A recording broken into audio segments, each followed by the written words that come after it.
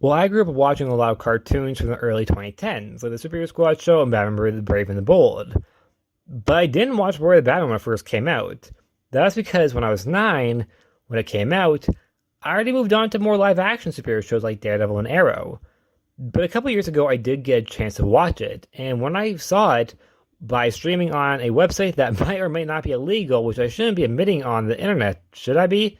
But regardless, I found the show to be its own, which I know sounds like a really weird compliment to give, but when you're a superhero show, calling you your own thing is I think, very big deal, especially a Batman show.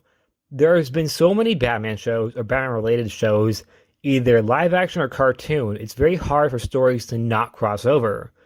Gotham held its own by being Batman's childhood years, while Batwoman, Batman Beyond, and Birds of Prey were all about a post-Batman Gotham, while Batman the Animated Series is just art, where the Batman made its own identity by using obscure characters, bringing a twist to them while also having very different animations than any other Batman cartoon to date. And while I already liked a lot of obscure Batman characters, Magpie and Silver Monkey definitely had the biggest transformations from the comics to the show.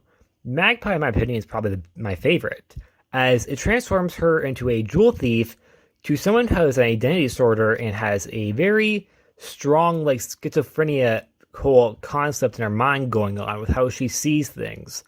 It's really jarring to see her learn the truth about who she is.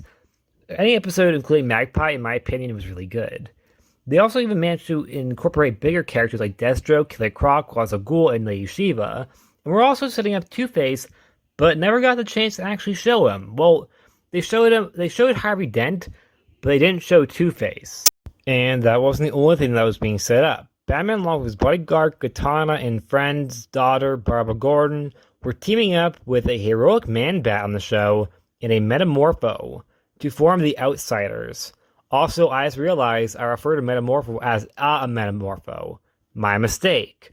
Before we could see any of this on the show is cancelled. So what was Season 2? Now, the reason why the show was cancelled is because unlike the previous Batman cartoon, Batman the Brave and the Bold, which is my personal favorite, it did poor in toy sales, while viewership was also not as high as Brave and the Bold. Now, we never got to see a second season. We do know some things that would have happened, starting off with the team, the Outsiders. And here we can see that Batman Metamorpho Man-Bat would of course stay on the team.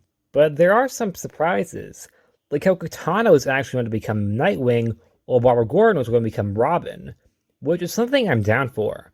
But I do feel like some toxic fanboys would have probably been upset that Dick Grayson wasn't in either role.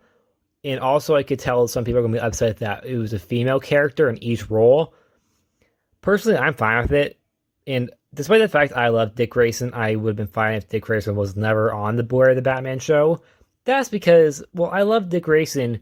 I think he's just always by Batman's side in a lot of TV shows, either live action or animated, which I know makes sense, but I would have liked to see Batman with a different group once in a while that wasn't Nightwing and Batgirl, but maybe the Outsiders, I think it's a pretty good idea.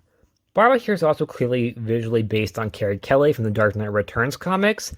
Two other surprises are two new characters, Cyborg, who's sporting his 80s look, and Roy Harper, who has an R on his chest, implying his name would have been Red Arrow instead of Arsenal or Speedy.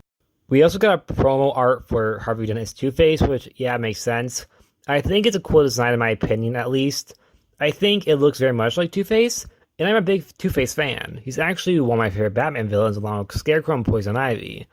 And I think his design is, in my opinion, something that doesn't need an update like Magpie and Silver Monkey. So yes, his design is nothing unique. It's better than, I think, this way than them trying to change it up. But yet again, it doesn't matter because we never got to see it, or will probably ever see it. And we also got this, where we see Katana looking like herself, so I guess this was probably meant to be before she becomes Nightwing. But we also get to see a design for someone who looks a lot like Joker, a woman whose costume reminds me a lot of the Batman Adventures Poison Ivy outfit, but that's just speculation as we'll never know. I mean, the Joker one I think is pretty obviously the Joker, but the Poison Ivy guess is just my personal guess. There's also Commissioner Gordon, Two-Face again, but looking much more like his Silver Age self, while I'm not sure who the other guy is. I think that might be another new character. At first, I thought maybe it was a Bruce Wayne redesign, as a lot of shows give characters minor redesigns after the first season. For example, both Wonder Woman and Superman had cheekbones in the first season of Justice League, but lost them in season 2. But I think it looks way too different to be Bruce Wayne. So I'm not sure who's that meant to be. If you have any ideas, please tell me. I think it could be Harvey Bullock, or maybe another famous Batman villain before their transformation. But probably not Joker, since the Joker has a completely different head. So maybe it's Jonathan Crane or Victor Fries, I don't know. And that's it. Please like, subscribe, and I'll see you guys next time. Bye.